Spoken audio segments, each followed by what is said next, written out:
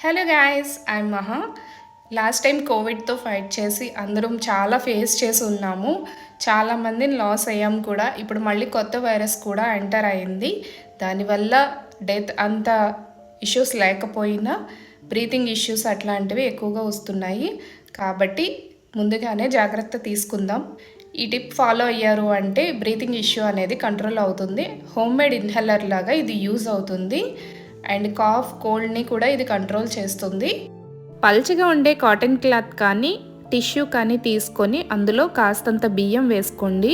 ఒక స్పూన్కి పసుపు వేసుకొని పచ్చకర్పూరం వేసుకోవాలి. ఇందులో రొంప చేసినప్పుడు, దగ్గు వచ్చినప్పుడు పచ్చకర్పూరం శ్వాస తీసుకోవడానికి చాలా బాగా ఉపయోగపడుతుంది.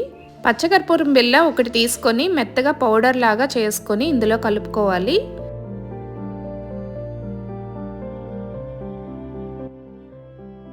దీన్ని చేతితోనే అటు ఇటు మెదిపి మూట కట్టుకోవడమే. షాపుల్లో కొన్ని ఇన్హేలర్ యూజ్ చేయడం అనేది అంత మంచిది కాదు. సో ఇలా హోమ్మేడ్ ఇన్హేలర్ ఉపయోగించండి. చిన్నపిల్లలకి శీతాకాలంలో వచ్చే దగ్గు, రొంప, జ్వరం అన్నీ కూడా కఫం వల్లే. ఆ కఫం కరిగి బయటికి పోవాలి అంటే ఈ న్యాచురల్ ఇన్హేలర్ యూజ్ చేయండి.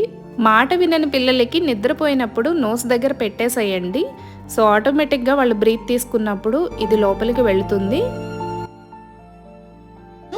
దీన్ని పిల్లలకి స్కూల్కి వెళ్ళేటప్పుడు క్యారీ చేసుకునేలాగా అలవాటు చేయండి. వాళ్ళకి ఏమైనా కోల్డ్, కాఫ్ ఉన్నప్పుడు సో చాలా త్వరగా తగ్గిపోతుంది. ఇప్పుడు దీన్ని ఎలా యూజ్ చేయాలంటే ఒక నోస్ బ్లాక్ క్లోజ్ చేసి ఇంకొక నోస్ బ్లాక్లోంచి లోపలికి పీల్చాలి.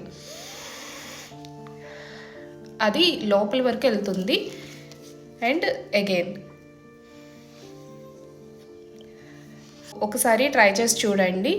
బయటికి వెళ్ళినప్పుడు మాస్క్, శానిటైజర్ కంపల్సరీగా యూజ్ చేయండి. Okay guys, take care.